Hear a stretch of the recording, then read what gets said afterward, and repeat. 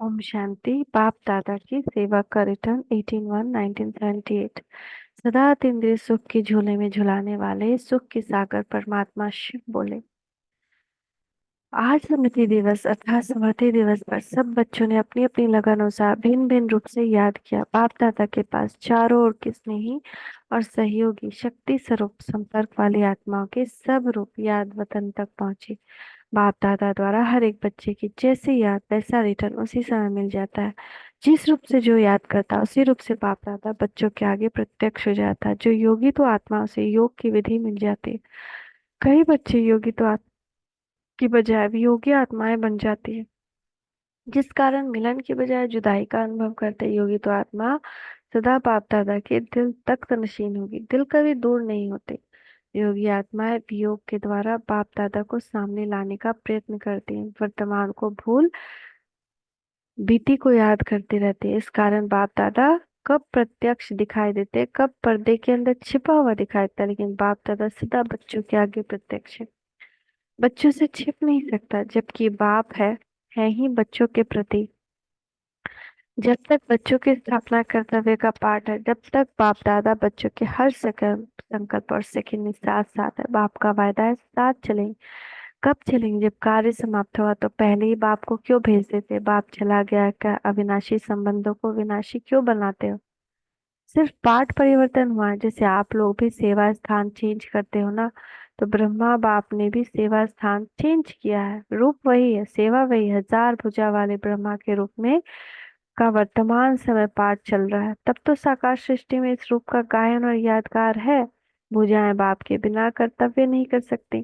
भुजाएं बाप को प्रत्यक्ष कराने वाला है, तब तो कर रहे हैं। जैसे आत्मा के बिना भुजा कुछ नहीं कर सकती, वैसे बाप दादा के कंबाइन रूप की सोल के बिना भुजाएं रूपी बच्चे क्या कर सकते हैं? हर कर्तव्य में अंत तक पहले कार्य का हिस्सा ब्रह्मा का ही तो है। तो ब्रह्मा अर्थात आदिदेव, आदिदेव अर्थात हर शुभ कार्य के आदि करने वाला। बाप दादा के आदि करने के बिना अर्थात आरंभ करने के बिना कोई भी कार्य सफल कैसे हो सकता है? तो हर कार्य में पहले बाप का सहयोग है। अनुभव भी करते हो, वर्णन भी करते हो, फिर भी कभी कभी भूल जाते हो। प्रेम के सागर में, प्रेम की लहरों में क्या बन जाते हो? लहरों से खेलना है, ना कि लहरों के वशीभूत हो जाना है। गुणगान करो लेकिन घायल नहीं बनो। बाप देख रहे हैं बच्चे मेरे साथ ही हैं, और बच्चे जुदाई का पर्दा डाल देते हैं, फिर ढूंढने में समय गवाते हैं, हाजिर हुजूर को भी छिपाते हैं। अगर आंख मिचौनी का खेल अच्छा लगता है तो खेल समझकर भले खेलो, लेकिन स्वरूप नहीं बनो। बहलाने की बातें नहीं सुना रहे। और ही सेवा की स्पीड को अति तीव्र गति देने के लिए सिर्फ स्थान परिवर्तन किया, इसलिए बच्चों को भी बाप समान सेवा की गति को अति तीव्र बनाने में बिजी रहना चाहिए। स्नेह का रिटर्न। बाप जानते हैं बच्चों को बाप से अति स्नेह है, लेकिन बाप का बच्चों के साथ साथ सेवा से भी स्नेह है। बाप के स्नेह का प्रत्यक्ष स्वरूप सेवा से स्नेह। जैसे पल पल बाबा कहते हो, जैसे हर पल बाप और सेवा हो, तभी सेवा कार्य समाप्त होगा और साथ चलेंगे। अब बाप दादा हर एक बच्चों को लाइट हाउस माइट हाउस के रूप में देखते हैं। माइक पावरफुल हो गए हैं, लेकिन लाइट माइट और माइक तीनों ही पावरफुल चाहिए। साथ साथ चाहिए। आवाज में आना सहज लगता है ना? अब ऐसी पावरफुल स्टेज बनाओ जिस स्टेज से हर आत्मा को शांति सुख पवित्रता की तीनों ही लाइट्स अपने माइट से दे सको।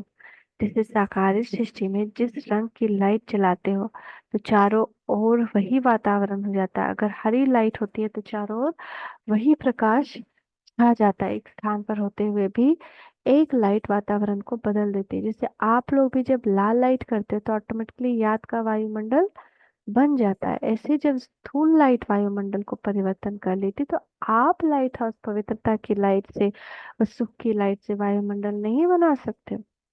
स्थूल लाइट आंख से देखते हो, रूहानी लाइट अनुभव से जाने। वर्तमान समय इस रूहानी लाइट द्वारा वायुमंडल परिवर्तन करने की सेवा है। सुना? अब सेवा का क्या रूप होना है? दोनों सेवा अब साथ साथ हो, माइक और माइट, तब सहज सफलता मूर्त बन जाएंगे। तो हमको अपने वाइब्रेशन से पूरे वायुमंडल को बदलना है। Thank you Baba, thank you, शुक्रिया बाबा, शुक्रिया। ओम शांति।